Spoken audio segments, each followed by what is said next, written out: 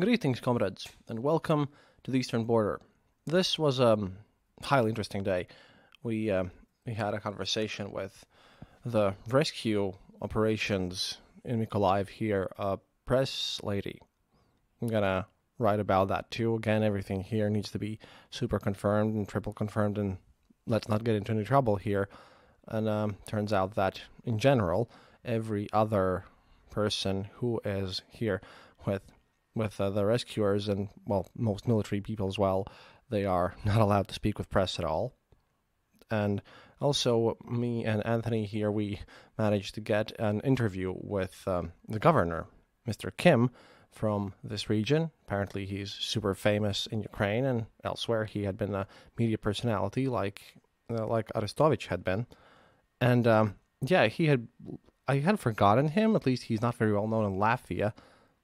Or so I thought for a while, until I put two and two together and remembered that this was the same fellow who was targeted by Russians because of his public statements. And we visited this, well, previously used Mikolayiv district town hall. It's not a town hall, it's, governor's building, where they do administrative building. Mikolayiv district administrative building, yes. And it was bombed.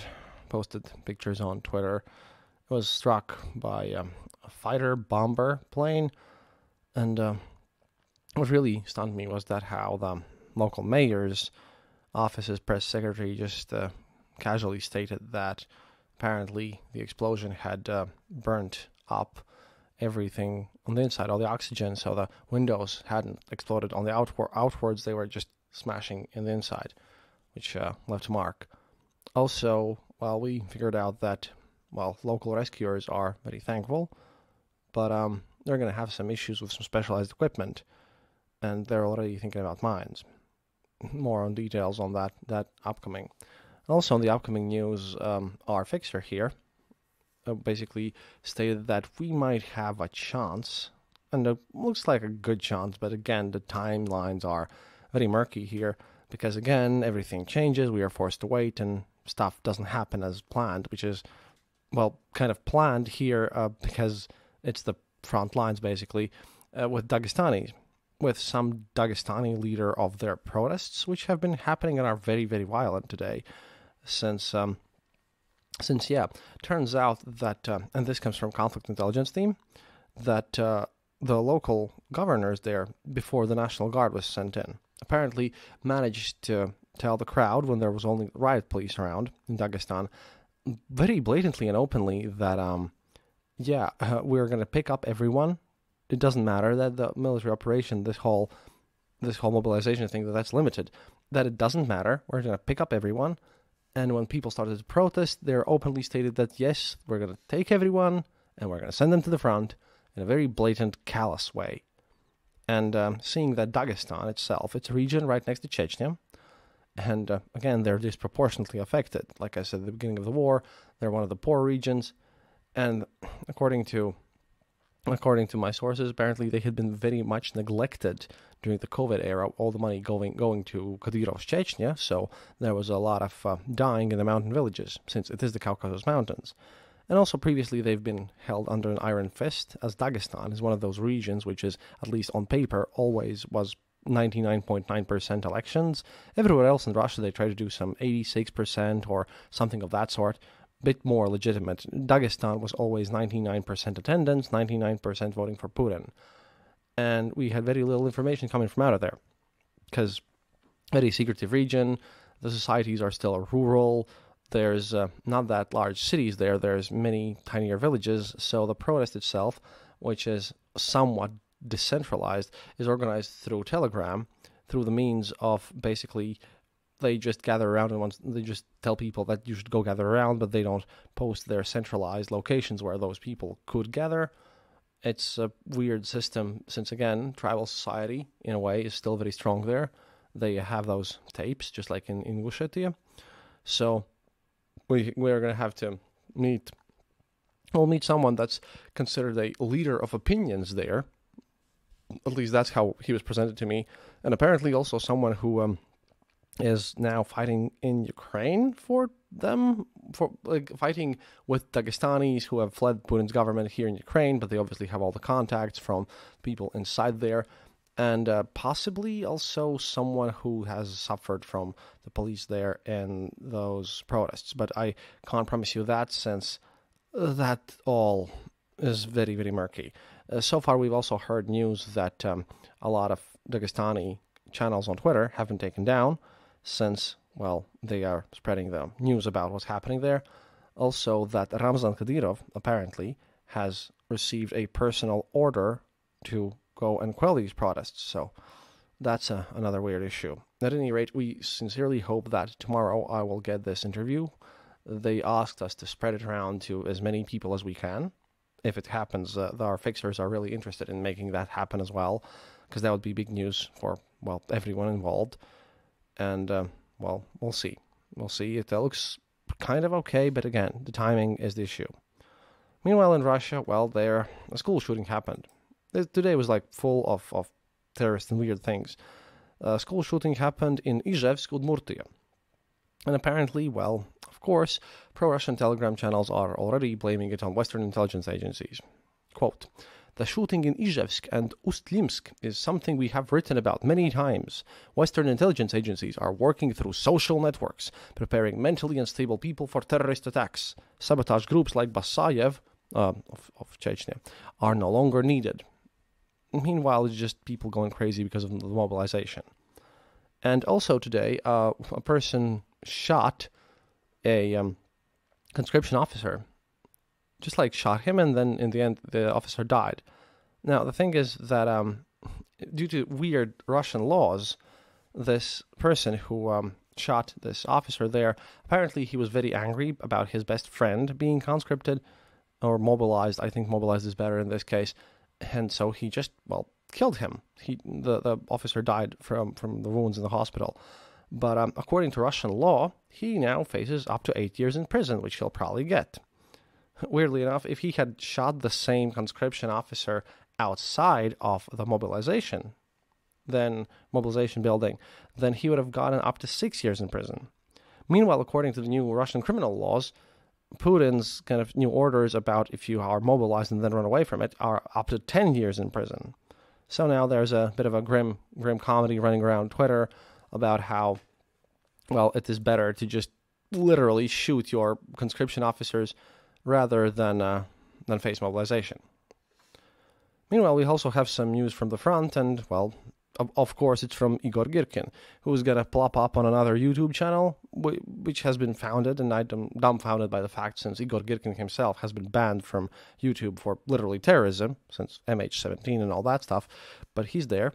I've reported the channel already. I like Girkin as a source, but I don't want him to get any money from me, like, watching him, so that's a thing. But he states this, quote, "Briefly about the situation on the front lines.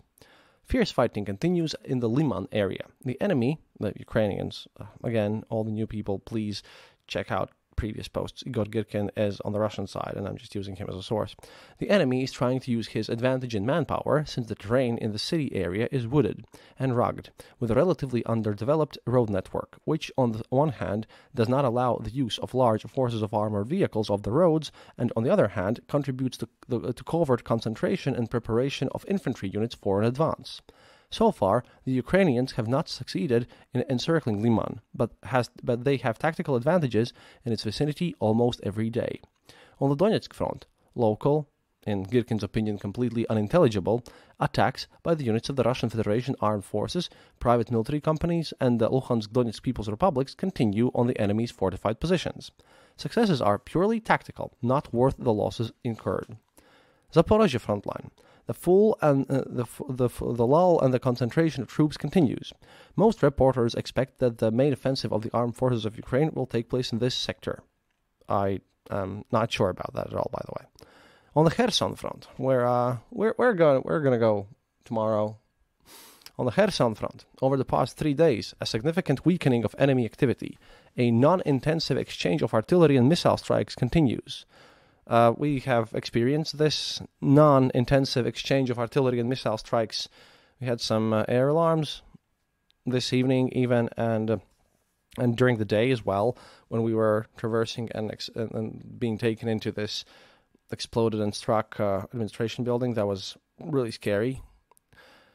But yeah, let's hope that it continues to be a bit safer there, at least tomorrow and the day after that. On the Belgorod front, artillery skirmishes and sorties of the armed forces of Ukraine continue. Then, of course, everyone is being very worried about how the defense against the Russian drones will happen. Apparently, they have just approved to be received the new anti-air systems, which are going to be very confusing, but because no one really managed to answer how exactly will they be implemented, but that will clearly increase the security of the Ukrainian airspace. Meanwhile, well, an observation from Alexander, we are losing the copter, Sladkov. Yeah, that's the same guy with the meme face, but he apparently posts on pro-Russian Telegram channels. He posts some interesting observations, and, well, as usual by now, he points out what's wrong with Russia, and, well, basically claims that punishing the guilty definitely must take root. So far, the only punishment of the guilty was the yesterday mentioned firing of the logistics officer, but that's about it. In general, kind of just more interesting information that, you guys might find useful. Quote, we have a lot of artillery in the SMO, guns, howitzers, mortars. We put out a sea of fire. The only problem is we're not shooting accurately. Are the gunners to blame? I do not think so. If, as a quiz, you could tell me the latest systems that we use, I would be grateful. Think about it and I will help you. MSTA, commissioned 40 years ago. Pion gun, 42 years ago. Mortar Tulpan, 56 years ago. D30, 60 years ago. Rapira, 62 years ago. 120 millimeter mortar, 63 years ago. Mortar 82 millimeters, 72 years ago. Yes, experts will say, Sasha, the West also has old guns. It's all about the new ammunition. And they will be right. But then why are we using the old Soviet ammunition? Why, when disposing of ammunition, we first destroyed new ammunition but never got our hands to the oldest? Now we have a new, born in 1986, Krasnopol guided projectile, but it is advisable to use it with laser guidance using the Orion 30 UAV. But there are no Orion 30s. It is so rare you could say we don't have it. Therefore, if I start writing about artillery reconnaissance and guidance systems, it will become completely vulgar. They know this very well both on the higher-ups and below. Don't blame the gunner, he does the best he can.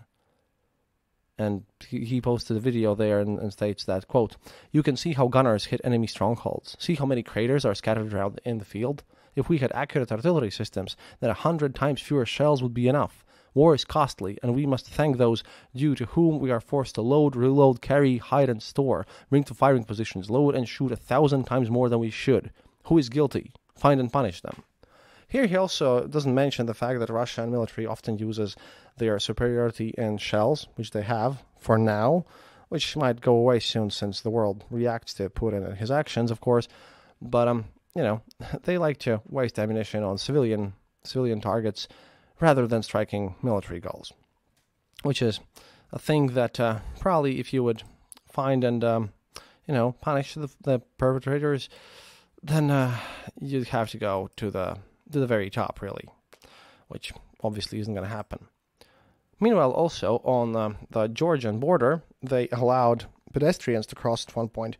It was a massive wave of chaos, and the whole chat room, which I also mentioned yesterday, it's now full with people literally yelling at the evil pedestrians who are now clogging up the whole 2,500 long car entry to Georgia. At the same time, apparently, Finland is starting to close its borders. We've heard a lot of reports about the Finnish people being quite unhappy about the sudden concentration of Russian cars and all the hotels being filled up in Helsinki and other areas. And meanwhile, well, if you're Norwegian, then, you're probably next, because currently in all the Russian liberal Telegram channels and everywhere, Norwegian border up there is portrayed as somewhat of a next point of entry as they seek to exit the war and the mobilization. And it's been recommended to go there via a tour bus via Murmansk. So, because that border also can't be crossed on foot, both by permission and because, well, it's up there. the border with Russia and Norway is really up there, and I don't know how they're going to make it through, but yeah, seems like people will be starting to flood there as well. But we'll see how the mobilization goes, and I'll report what I can. First, I have some articles to finish, and, well, certainly I hope that we'll get access to the Dagestanis. In the meantime, we also have a new sponsor for the show. It'll be very interesting to you who are veterans, United States veterans mostly, but apparently the CEO of the company wants to expand his business to other countries as well.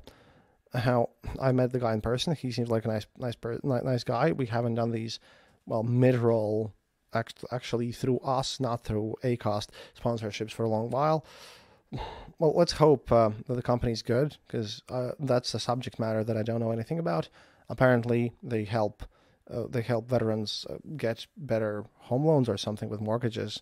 But as far as I know of, the CEO itself, it's not a huge company, but the CEO itself is a great person, and I hope this will work out.